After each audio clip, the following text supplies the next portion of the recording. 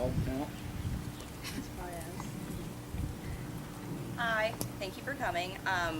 I, like many of you, heard about the tragedy this week in Arizona with the 19 firefighters that died. If you didn't hear about it, I'll give you a summary. There was a wildfire in Arizona that was started by a lightning strike, covered about 200 acres. The group that died were called the Hot Shot firefighters.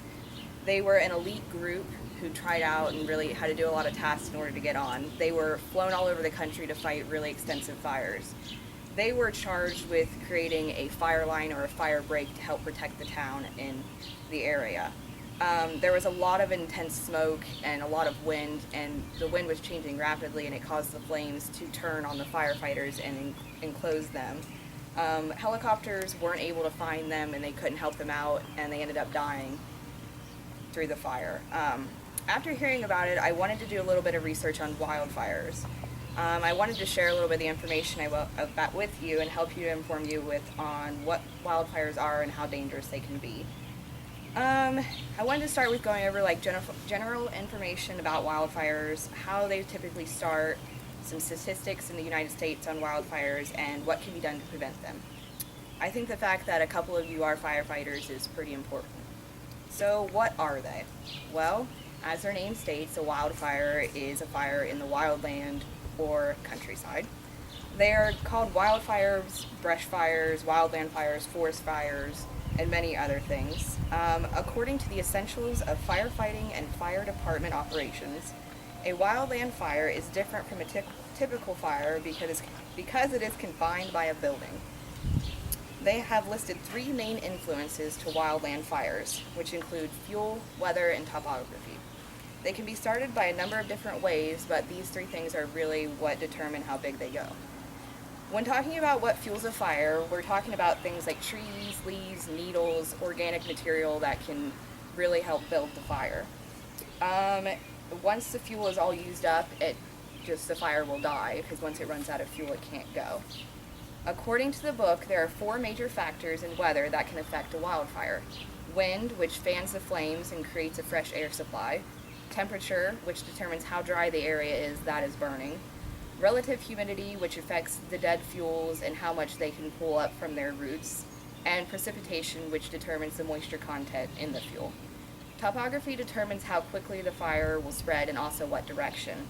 Fire tends to spread faster uphill than it does downhill, and it also spreads faster if the slope is steeper. Topography will also determine the way that the winds are blowing and the way the fire will spread.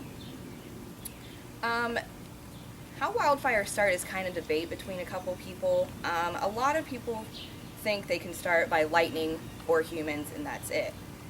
But they can also start with volcanic activity, or they can just spontaneously combust to start. The National Park Service states that fires occur naturally with the help of lightning and lava, but people start most fires. Humans start approximately 90% of wildland fires. Typically when humans start fires, it is an accident, meaning they were camping and their fire got out of hand, or they left it and there were still coals that were burning, or they're smoking and they ash on the ground and it lights the ground. Another major factor to human cause is arson. Arson is a felony, and it is the purposeful setting of a fire with malicious intent. The American Journal of Agricultural Economics published an article relating to arson wildfires. They cite that in 2002, it's called the Hayman Fire near Denver. It burned 138,000 acres, destroyed over 100 residences, and generated damages and costs for government that totaled over $100 million.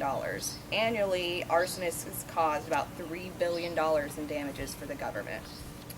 Scientists, on the other hand, think that the major cause of fire is lightning, not people. The Journal of Applied Meteorology published a study on lightning strikes correlations with wildland fires in 2000. They found that there were more than 122,000 wildfires ignited, and in comparison to the previous 10 years annually, it was about 100,000. They stated that lightning causes most wildfires in the western mountainous states. A few statistics on wildfires are the American Journal of Emergency Medicine posted a study in 2012 referring to firefighter injuries, which are pretty hard to find because not many injuries are noted. The number one reported injury was from slips, trips, and falls at 365 injuries, followed by injuries from equipment, tools, and machinery at 287. Next were the obvious smoke, inhalation, the fire burns, flash burns at 116, and then bites and stings at 102. There are also other causes, but those are the main ones to be mentioned. The Journal of Forestry published an article in 2012 that states statistics are difficult to determine because fires are only documented if they are reported fires. They state that on average, there are other fires going, but they can't really keep track of them. They include vehicles, residents, and a lot of them are started by people in their opinion. Fire prevention. There are many fire prevention techniques being utilized by fire departments and park services. One well-known program is the Smokey the Bear campaign. The campaign started in 1944 and is still widely used 70 years later. The popular slogan, "Only you can prevent forest fires," is widely known. Today, another education technique is used. It's called WPE, or Wildlife Prevention Education, which is basically teaching people how they start fires and how to avoid it. Another prevention technique is called a prescribed burn, or a controlled burn. They fire departments and fire officials set a burn on purpose in order to try to decrease the amount of fuel in the area, and it's known for lightning strikes and they also just try to burn up excessive fuels and keep it away from houses if possible.